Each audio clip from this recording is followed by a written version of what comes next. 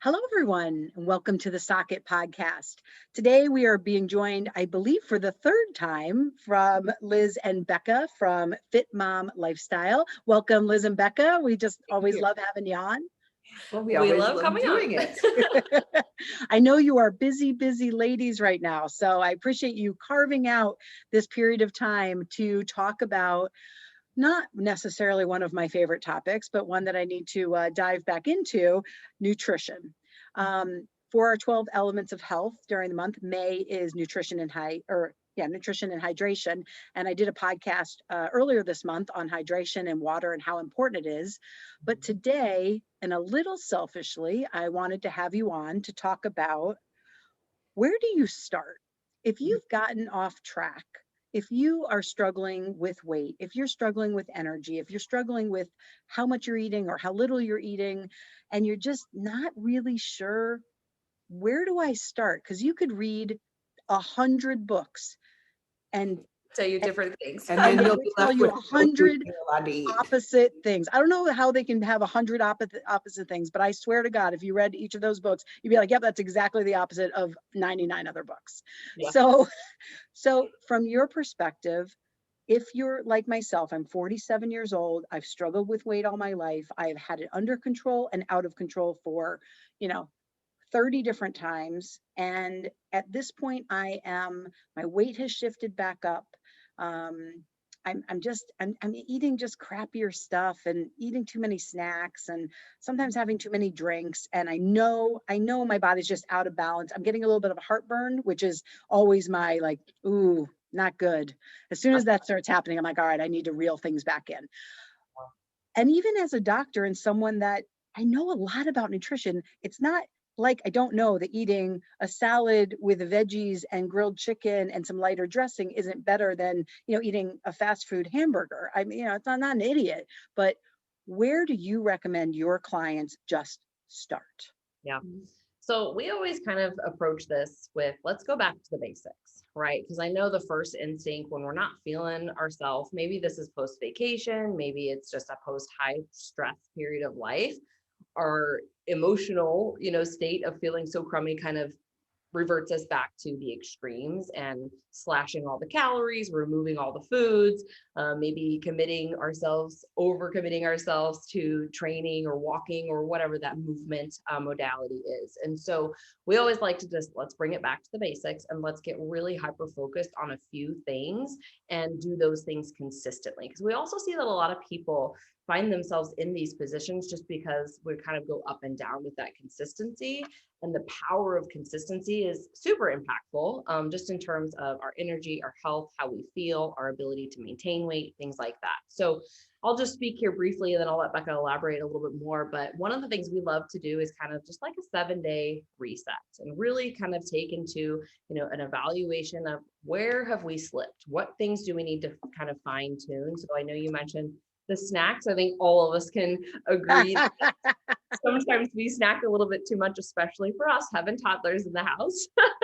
But we do this with a lot of our clients too. And basically we focus on let's get water in. We know for everybody right now, we can pick up a cup of water. I know you did a podcast on hydration already this month and how important that is. And then let's just get back to building our meals like in a balanced way. So maybe, right now we're kind of all over the board. We're erratically, eating or sporadically eating, and our schedules are kind of all over the place. Bringing back some balance to let's get 3 main meals in and let's look at what is in those meals: protein, vegetables, healthy fats, the starch, here or there, kind of depending upon the person and what they can tolerate.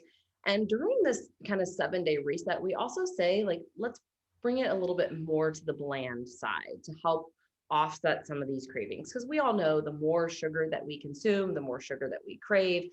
That's, physiological response in the body, which we're going to dive into a little bit further. But, thinking, okay, if I have a breakfast, how can I round this out? A couple of eggs, maybe some avocado. Maybe I do add in some berries or some fruit or a piece of toast with some nut butter, something that's really going to round that meal out. So I'm not just eating carbohydrates, and spiking my insulin and things like that in the morning. Then I know I'm also more apt to crave those things. If another person is, saying, man, I'm just really hungry and I'm not satiated or full from 3 main meals, of course, we could add in a snack or two. And what we recommend here is that they're higher protein snacks. They're not, again, just carbohydrates, things like chips and so forth, but, protein. And ideally, if we can sneak some vegetables in there, I know veggies are hard for a lot of people. I love doing like guacamole or hummus and using like bell peppers as a dipper, and then maybe doing like some deli turkey or chicken bites, things like that to help, again, satiate me and keep me full through the next few hours until like I'm eating again. Yeah, absolutely. I think the hardest thing for a lot of people is they fall into these habits and then it's just rinse and repeat with those habits. And when they feel a place where they're not happy, they wake up and they realize maybe like, I've been sliding, and I don't fit into any of my shorts or my clothes or whatever, wearing yoga pants for a year and now none of them fit. So it's, I think it's all too true for so many people right now. But I think the hardest thing is people get very emotional in those moments and they want to quick fix. You want to do the most extreme thing that's going to fix it the fastest. And that for a lot of people tends to be like removing entire food groups or restricting calories extremely low or doing multiple workouts a day or really high intensity workouts. And the bad thing about this is that this puts our body in these huge up and down swings in terms of like, we've been over consuming, we're probably becoming like a tiny bit insulin resistant, our blood sugar's all over the place, we're having really highs and in turn really big lows, which cause cravings even further. And so the reason that Liz and I are big on like, bring it back to 3 to 4 times a day you're eating every few hours versus like skipping meals and then binging or over consuming because you're so hungry and you're craving things. Just bring it back to eating consistently. Don't undereat. Get satiated by the foods, eat one ingredient whole foods to get nourishment.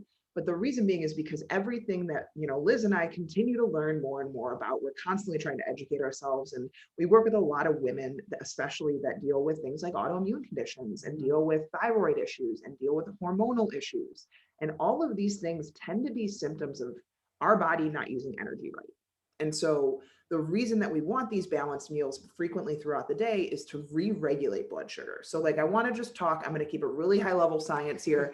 I want to talk a little bit about why this is important and the response that happens within our body with either over consuming or the underconsumption that a lot of people have. And, the route that they go to feel better fast, but how it's actually backfiring. So just a little fun fact, at any one time, our blood has about 1 teaspoon of sugar dissolved within it.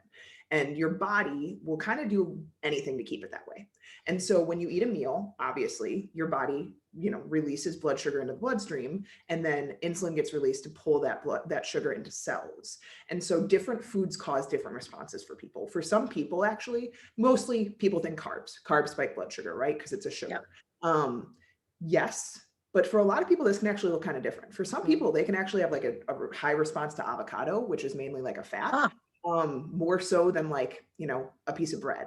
And so this tends to differ for everyone, but in general, yes, when you eat a high sugar meal, your glucose levels rise kind of pretty high. And we have this range that we want to stay in. We have like this high and this low. We don't really want to go outside of those. And so when you eat a high carb meal, your body gets high glucose levels, higher than it wants, and you start to store because your body can't use all of it. And so we store it excess in our liver or in fat cells. Okay. So if you have a meal with carbs, but then you add protein to it, you add some fat to it, and in turn, probably a little bit less sugar too, you get less of a spike of the sugar because the protein and the fats actually slow this spike and they help balance the body out. Okay. So less of it gets stored as fat, more of it gets utilized as energy, and you have just overall a more balanced meal that people feel more satiated from.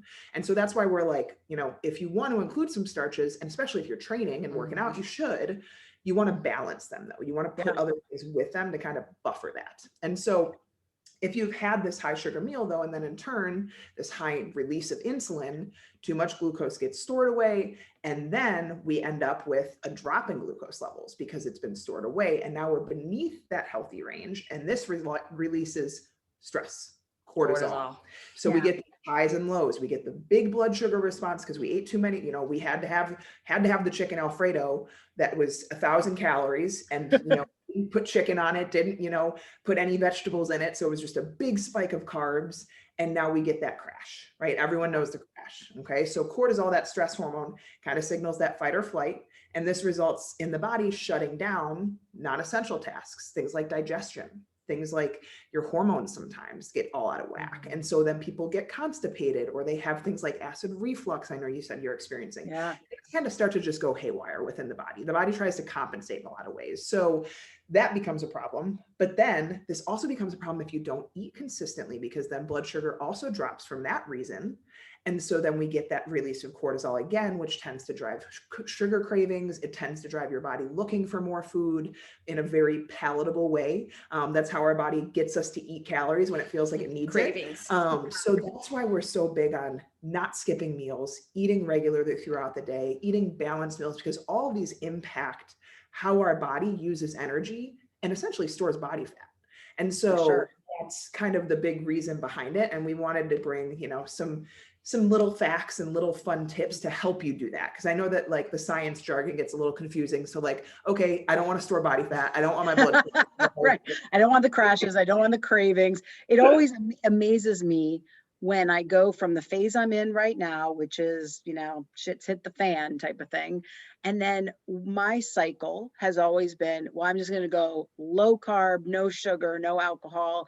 And what is incredible to me is if I do that for 2 to 3 weeks, I have no cravings. I have no interest in eating. I make sure that I'm eating enough calories. So I'm never one that's like, oh, I'm going to do 1,200 calories for my body style. That just doesn't work for me. But I drop weight like, it just drips off of me. Absolutely. Right? I mean, it's 20 pounds in 2 to 3 weeks that will just come off my body. I just have never been able to maintain that. Yeah. And I always get tricked into thinking this is the time. Like, I know my body works better that way. I feel better. My energy is crazy. I sleep better. Other than the first couple of days, I'm in the bathroom all night long because I'm losing water weight. But there's no way for me to maintain it, or it doesn't seem like there is. Totally. Yeah. And I think a lot of that can come back to like timing of certain things. So you mentioned go low carb, low sugar. One of the biggest things that we recommend for people is timing their carbohydrates either with dinner to support sleep. So again, that relationship with insulin and cortisol is inverse. So if I am able to, have a good carbohydrate at dinner and I've had a really stressful day, cortisol is elevated, right? Okay. I need to bring that down. So having sweet potato, rice, quinoa, we're talking whole foods here from a carbohydrate standpoint with a protein and a fat. That release of insulin will help bring that cortisol levels down. And for a lot of people, it helps them sleep better, get quality of sleep, and their blood sugar is stabilized so they're not waking up in the middle of the night. A lot of times we talk with women and they're waking up multiple times in the middle of the night, and we look at food and we look at kind of the balance of things, and it's all over the place in terms of where blood sugar is. So it's not necessarily that we're waking up to go to the bathroom. Sometimes for some people, yes, that can be the case, but it's more so that as blood sugar is dropping too low and cortisol is rising, it's waking you up. That's and then you have to pee. And then you have to pee because you're awake, right? So, kind of we'll time carbohydrates there. If someone is working out or training or walking or being intentional with their movement, we always time carbohydrates around their workout or post-workout because they're more sensitive to carbohydrates then too. And we know that movement, exercise, it's a stress to the body. It's a good stress to the body, right? In the right amounts. But again, what does that do? It stresses us. We rise cortisol. Now we want to bring carbohydrates to kind of level that out and bring cortisol down. So those are kind of the two areas when we look at, kind of nutrient timing outside of just building well-rounded meals in terms of, again, protein, vegetables, healthy fats. Now, where do I add my starches? I add them in post-workout or add them later half of the day to support my sleep. Okay. Now, some of the things you're talking about with like carbs and different starches, is the glycemic index a part of making those choices? Yeah. So the glycemic index is big. We don't live and die by it, but for sure it helps in terms of how much you're kind of bringing sugars in. So, low like glycemic index fruits like pears, berries, apples, Granny Smith apples are lower. The green apples tend to be lower in sugar than the red ones. So understanding like those, and that kind of gets in the weeds of things, obviously, if you're like getting really nitty gritty with things. We always say just like one ingredient whole foods are going to be ideal. For the majority of people, that's already a huge step in the right direction. And then in terms of I know you mentioned like, I never seem to be able to stick with it. I think another Yeah. thing is also understanding yourself in two ways. One, knowing that consistency, like we talked about, is above all else more valuable than people realize. Like if you even wrote a calendar out and for every day that you were pretty consistent, had a green check, and maybe some days that, we had the drinks or we had the Yeah. big indulgent meal. If you only had maybe like 4 or 5 of those a month, but you had all the rest of the days were pretty consistent green days, Yeah. you're probably doing okay. Yeah. It's that we strive for 31 days of green and then we can't keep up with it. And then we just face plant, that's when we run into the sliding, and then it lasts for a day and a week and a month. And then we wake up 3 months later and we're like, I've gained 20 pounds, And so that's the consistency part that I think is so huge. Yeah. And I think that a lot of times is a touchy subject in the diet world, is just knowing your triggers. Like I personally know I don't do well with high amounts of sugar. I've tried and tried. Every time I do it, I end up in the fetal position, not able to stand up straight because my stomach hurts so bad. And I continued to do it for years because I was like, well, it's just so good and I don't eat it a lot. And so I got to eat all of it now. And so I know when there are sweets present, I can't have a whole piece. I can't have a huge cookie. I can have a couple bites. And that's just how I am. Other people, they know that one glass of wine turns into 2 bottles of wine. And so like, it's not that you're weak. It's not that you're undisciplined. It's not that anything's wrong with you. You just have to know your triggers and kind of keep yourself away from them sometimes. Like if you love Oreos, don't have Oreos in the house. You probably them. Like it's, if you're in a temptation every day, no one is able to withstand that. And so I think also just kind of knowing your triggers and knowing yourself and just being smart about like, how often am I putting myself in these situations, either out with girlfriends that I always end up over consuming alcohol with, or like it can be a hard conversation to have with people sometimes, especially if you find other people are triggers for you. But at the end of the day, it's like, well, what do you want? What balance do you want for yourself? What health level do you want for yourself? And kind of having that hard conversation with yourself internally, of having, the expectations align with what we're prioritizing. So I think that it's hard because a lot of people are like, well, you shouldn't restrict. And I'm like, well, if you're not restricting and it's leading to us feeling awful all the time, then maybe we do need to kind of eliminate some things for a period. So if it's all foods that you get triggered by, well, then we need to dive into that. But if it's like a couple things that every time it turns into too much, okay, then maybe we just stay away from those. So. I know for so long, I've done kind of that low carb thing for off and on for years and years. So I definitely have what I would consider an unhealthy relationship or fear of almost any carbs. Like to me, carbs are bad, no matter what they are, right? So, and I know that's not logical. This is the emotion all coming in based off of the years and years of struggle I've had in this category of my life. It's like the only category where I lay my head down, I'm like, you got to get your shit together. Like, come on, you're 47, like you're going to be 50. Like at some point, this is really going to catch up with you. Right now, I can run up the stairs. I can walk 2 hours at a time. I don't have a lot of joint problems. I have a lot of mobility. Overall, for as kind of crappy as I feel about how I've been taking care of myself, my body is still compensating really well for it. I sleep well for the most part. But when I want to kind of reel things in, I understand that eating a pretzel bun with a grilled chicken burger is not going to be better. It's not going to be good for my body. But I struggle with, what are those grains that I can add so I feel like I'm having, like you said, a baked potato, or like I like quinoa, I like brown wild rice, things like that. Is there a serving size that you normally recommend? Like, what are the 5 things that you recommend in that category, and what type of serving size should I be keeping it to? Yeah. So I think first, before I dive into that, we'll want to look at like how the food is processed, right? Like we know from research that they have taken white bread with Velveeta cheese, which is not really cheese, or craft cheese, not Velveeta, craft cheese, not really cheese, right? It's kind of fake processed cheese. And they compared it to a whole grain with a really high quality cheese, and just how it metabolized in the body. Same calories, same protein, carb, fat content. The whole grain and the real cheese burned 50% more calories through the digestive process because there's nutrients your body can pull. So we look at the thermic effect of food here, where if there are nutrients in that food, your body's breaking down, digesting, absorbing, shuttling these things into your cells to be utilized as energy. So outside of, that, I would say, think one ingredient foods. Like you mentioned the pretzel bun, all of us can agree. Pretzel Love buns pretzel are buns. delicious. But they Why are, do they have to be so delicious? Because they have like a cup of sugar in them I know. I and know. salt. That and Hawaiian bread rolls. Those are so Oh, but ugh.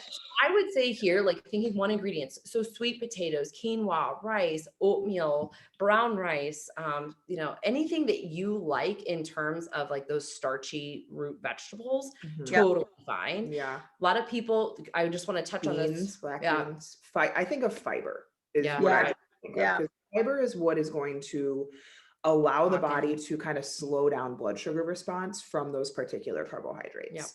I'm also a big fan of berries. And so like, I think I try to think of as much high fiber carbohydrates as possible and things that are going to satiate me. Like I know personally, I get a lot more full from eating like a baked potato than I do a cup of rice.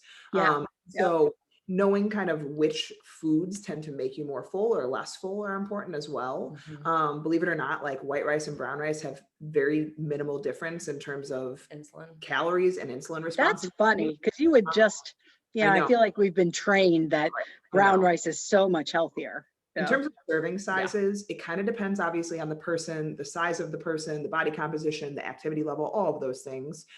We usually say for our clients, because I will admit that for women in their mid 40s beyond, we do become less insulin sensitive. We just, because of menopause, because of hormonal shifts, females do not tend to tolerate carbs very well as they age. Loss of muscle mass, all these things matter. And so what we usually do is we do go a little bit lower carb. We don't go keto. We don't go super low carb for like 99% of people, especially not long term. But what we do is we'll minimize, like, I would say if it's something dense, like rice, quinoa, things that are a lot more calorie dense, like you get a lot of calories in a small amount, we go about half a cup to maybe a cup, depending on the person, depending on time of day. And also looking at like the total for that day. Did you also have a potato that day? Did you also have a piece of bread that day? Like, what is the macro view of the day and the week versus like that one meal? But we say about half a cup or so of a starch, maybe a little bit more, depending on the person and their goals, and lots of vegetables, lots of healthy fats, and adequate protein for the person so that you're satiated by that meal.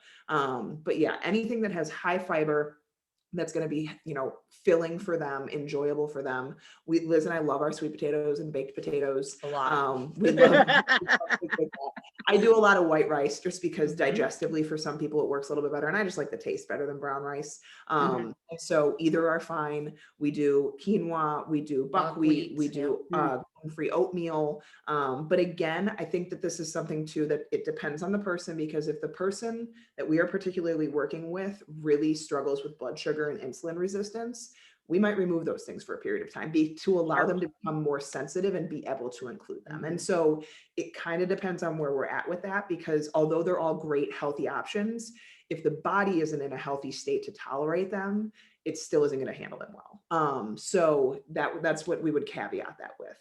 Kind of depends on the person. Isn't that crazy? Isn't it crazy how different everyone's body is and the things that those different body styles and different people with different hormonal levels? And I was telling my son yesterday that women have a harder time sometimes with sugar and carbs and weight gain. He was like, really? He's like, he's 18, right? And he's going to be a chiropractor. He's like, I feel like I know a lot about nutrition. He goes, I didn't know that. He goes, well, just one more reason to be happy I'm a man. Yeah. No, I actually, This is Nick. No, this was Christopher, actually. I actually was listening to something this morning, and they were talking about how the majority of the human population, if you think about it, and a lot of this comes from genetics, a lot of it comes from where we all have a genetic makeup that's different, obviously, but our lifestyle allows those genetics to play up or play down. It's kind of like, we have this music, but it depends on how you play it, to how it's going to express itself. And so what we have seen, though, the majority of the population, just as we can tell with the rise in disease, the rise in obesity rates, the rise in heart disease, cholesterol, all these things, we can tell most people do not tolerate high carb very well, especially high refined processed carbs. Sugars, And so most people do well on more of a moderate carb, higher fat, moderate protein. Like, it's just, especially as we age, it just seems to be what most people respond best to. And just to classify here, so when we're kind of saying low carb, moderate, high, right? Like we would really consider moderate anywhere between 100 and 150 grams of carbs per day. Okay. And your brain just needs at least 100 grams of glucose a day, like for optimal function. So this is one thing, like I know for me personally, when I experimented with some intermittent fasting, lower carb, more like, less than 100, kind of gearing towards that keto. I wasn't really keto. I was feeling like really fatigued and really mentally fatigued, Yeah. Again, it's always dependent upon the person, how they're utilizing the nutrients. Are they absorbing all their nutrients? That's a big thing that we look at with clients is, you could have a really great nutritional intake, but not be absorbing the nutrients from your food because there might be an underlying inflammation issue. There might be a gut issue. You'll be interested. Tomorrow's podcast on our podcast is all about PPIs and the balance of acid in the stomach, which typically if you're experiencing heartburn, acid reflux, things like that, it's too low of stomach acid. That's causing an issue. Yeah. People don't understand that. That's really interesting to me. So I'll have to tune in. It's one of like the most important functions within the body that the body really tightly regulates. It's like the pH level in our stomach. And it impacts that absorption from the foods of nutrients. Too, so people can feel awful eating a great diet because they're just not getting those nutrients into their cells.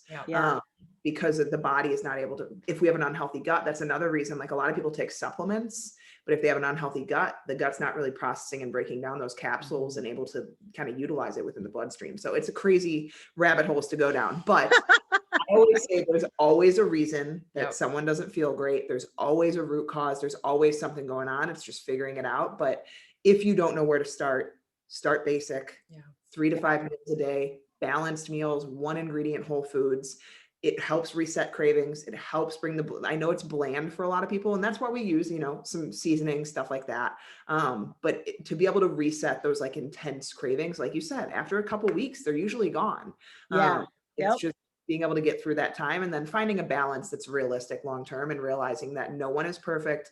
You shouldn't try to be perfect because the more perfect you try to be, the more it tends to usually backfire on the other end. So I shouldn't swing the pendulum from all the way here to all the way there. Ideally not, but I think in terms of like a lifestyle, because obviously we work with a lot of clients who they want to go out, they want to have, drinks with their girlfriends. Now things are opening back up. We want those social connections. Food and beverages are part of that emotional experience, right? And so this is where I kind of look at like, okay, what are my boundaries here? And if I do know that I want to go out with my girlfriends on Thursday night, okay, maybe that doesn't lead into Friday night, Saturday night, Sunday fun day type of a thing for some people, because we just know that there's triggers. And so what are kind of the limitations or the boundaries that, one, I know that I can go, I can enjoy, I can feel like I'm not restricted, but 2, I can walk away feeling good still, right? Or, at least if I have an overindulgence, let's say on a Thursday night or a Friday night, then my goal the next day is extra hydration, extra vegetables, again, not under eating, but really just looking for more of that nourishment, because if we let it, we'll spiral. I mean, anybody will spiral. That's just kind of like how they've designed food. Food is addictive, in the food industry, they make all of these things so that we keep wanting to come back and eat more and more of them. So thinking about that too, like for the individual and what, we do with our clients is like catering that, okay, this is a planned deviation that let's be really intentional and set some goals and limitations around so you can enjoy it, but we're going to control then the other variables that we can, so we don't spiral then into multiple. Right. Kind of to keep in that balance, right? Keep in that weekly calendar or that monthly calendar. Those aren't every day. Those are, sporadically placed in there for your enjoyment and fun. Absolutely.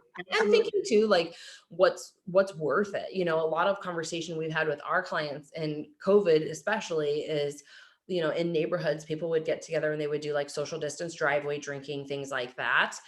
And, one of my questions always is like, do you really need to be driveway drinking, or can you hold off until it's worth it and you're going to a nice steakhouse with your husband for dinner and you want to enjoy a glass of wine? Because, it's a fine line that you walk with the balance too, between restriction and moderation. Some people like they have something every day and they're like, well, it was just one glass or it was just one X, Y, or Z. But over the course of the week or, the month, well, now we've consumed 33 glasses of wine throughout the month.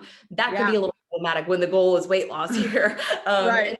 we always say too is like, look at your calendar, especially in summer, and think like, do I really need to be drinking at all these events, or what events do I want to have a little bit more, fun at, or a little bit, relaxed limitations around? And then other days I practice that discipline. I practice that, consistency that I've been working hard at. So again, and that's kind of where we see with people, like what works for them to find that balance. And even from the mental place. Yeah. Showing yourself you can, and Mhm. just like that confidence that gets built from saying no sometimes. Like Right. I'm all about fun. Don't get me wrong. Like I love me a good time and some glasses of wine and margaritas and some Yep. chips and salsa. But like at the end of the day, I also really love feeling confident and the ability to say, I don't want that. Go home, feel good going to bed, don't feel bloated, wake up Yep. feeling good, have good energy, not be hungover. Like Yep. it's It's a definitely big deal. I mean, it really changes your whole life when depends on, where you're at. Some people, they can have a glass of wine to here or there. For me, I can get into that phase, or I can get into I would not want to count up how many drinks I had in a whole month. It would be more than 31. So I didn't say that out loud, did I? I've done enough podcasts on alcohol. So people, if you've listened, you get that I've had my ups and downs with alcohol. So don't worry, I've been there, done. I know I'm only 33. I remember vividly a couple nights where my husband and I went to a paint and like wine thing. yeah. And I remember I looked over, like we started painting, and I looked over, and after I painted for a while, I looked over, and you had already finished a bottle and a half of wine, and I was like, oh God. And he's like, and I saw it in your eyes, and it was just, I was like that. I can get like that if I don't have intentions. I'm a very fast drinker. Yeah, I am too. Yeah. I don't have intentions. My husband's basically like, you need to stop drinking. You're not good at it. We've never been good at it. We keep trying. And it's just, and I've learned, like, I need to have intentions going into when I want to drink. I need to time my drinks. I need to have water in between them. Because otherwise I'm also a horrible hungover person. So like drinking all around is just not my friend, even though I want it to be. And so it's just knowing yourself and knowing your tricks, knowing your limits, and finding healthy ones, which can be hard, but it's a journey. It's possible. Not something we do overnight. It's not something we do in a month even. It's just a constant evolving ebb and flow of health. Yeah. Well, and as I've kind of decided, I just got back from vacation. So of course it's always worse on vacation. My friend and I took our kids, 4 of which graduated from high school last year in 2020. So we were supposed to take them on a trip last year, which got canceled. So it turned into a Florida. We were going to Mexico. We decided to stay in the States for now, but went to Florida. And of course we ate too much. We drank too much. We did a lot of walking. So that was nice. That felt like really good. I'm like, man, I love when I walk this much. But at the end of the day, we both looked at each other like, I can't wait to stop drinking. I mean, not today, but tomorrow when we go home, and so I realized, I was trying to think, kind of process, all right, what mind space do I need to get myself into?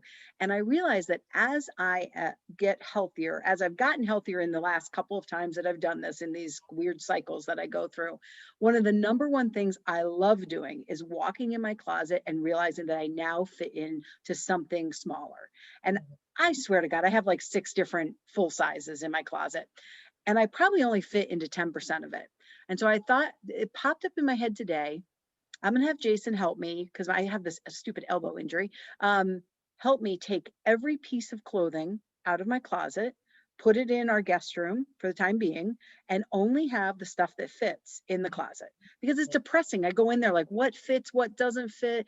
And I'm just going to go through a process and like just cleanse it all out and really look at, am I ever going to wear this, even if I am this size? So donate that.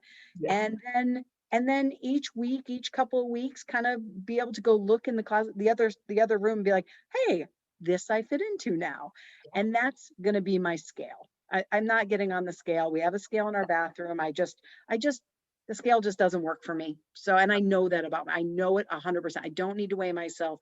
What I'd like to do is, I have a pair of shorts I just bought, but I also bought the smaller size. I'm like, by the end of the summer, I would like to fit in those. Yeah. And that's realistic. Yeah. I love the idea. Get rid of the scale. We are big proponents of that. We're going to be podcasting on non-scale goals, and I love what you're thing too, we do talk with our clients about like, if right now we're in a place that like we feel a little bit fluffy or we just don't feel that, like let's get the clothes that make us feel good. We call them like happy clothes. Like, let me wear my happy clothes today. Something that fits me comfortably. Yeah, right. Sad Right. clothes. And it's not like digging into your stomach or like, you shift around, you're like, oh, it just pulled up and it's not really exactly the right fit. I agree. I have that. We say all the time too, because like typically in those moments, you already don't feel great about yourself. Like Yeah. you're lacking some confidence, you're lacking some discipline in terms of like making the right choices, and you're trying to turn it around. And I always tell people like, honestly, during those times, I don't look in the mirror a whole lot either. I don't rest in front of the mirror. I don't wear clothes that tend to be a little bit tighter, except on my good days, like clothes that I feel good in, because then I can make good decisions. Yeah. And I don't further deteriorate my confidence, because at that time, like I don't need anything else making me feel bad. For sure. Right. We do enough of it on our own. So and get that consistency calendar out, use that instead of the scale or anything else. I mean, clothes is great, but like I'd use that just to like, okay, let me see what this looks like. Because it also gives you data in a way, especially like if we're not tracking food. And like, this is one thing I wanted to touch on earlier and I forgot is like, we never tell people like, get right back into MyFitnessPal or tracking calories, anything like that, because above all else, food quality and balancing blood sugar and listening to your body and hunger cues and fullness and eating enough to satiation is important, because we'll see a lot of people switch that pendulum or swing that pendulum, because it's like, okay, restrict. Okay, then I stopped tracking for like 4 weeks and that was just who knows what was going on. And then I go back and restrict again. And now it's kind of like, okay, we don't really have a lot of data from that. I'd rather you just use like a calendar of consistency and pick like 2 to 3 things you want to focus on and build those in. Start with 1, layer the second, work on the third, and then just track your consistency. So some people set like 3 goals a day, and some of that could be their food, some of it could be their movement, some of it could be like water, wherever they find that they're struggling, and then track consistency around those things. And doing that for a few months, people would, be amazed if they just stuck with it and they didn't worry about the scale and they didn't worry about the other uncontrollables, how far they would probably get in those 60 to 90 days. Yeah.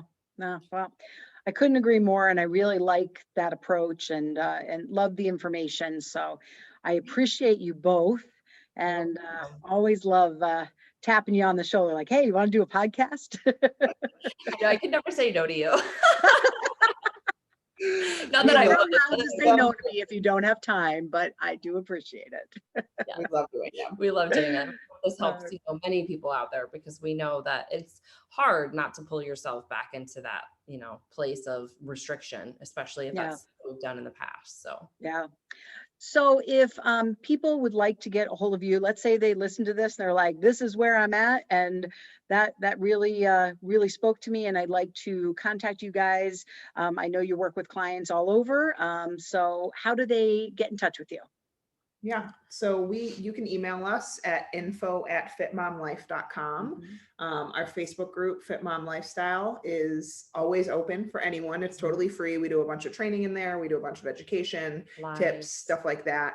And then we're both on, social media, and as is our company, FitMom Lifestyle in that. And so there's lots of places you can find us. We'll link it up, because a lot of people get confused. How do I get a hold of you? I would say that email is probably the best. Probably the best, our website too, fitmomlife.com. And then we also have our podcast, which we'll probably put this replay on if you're okay with that. Awesome. Yeah, of course. You bet. You bet. All right. Well, you two have a great rest of your day. I know you're just podcasting and living and doing all the stuff. So I hope it goes smoothly, and I hope you get your balanced meals in the middle of them. We're about to go eat right now. All right. So am I. So thank you. All right. Thanks, guys. See ya.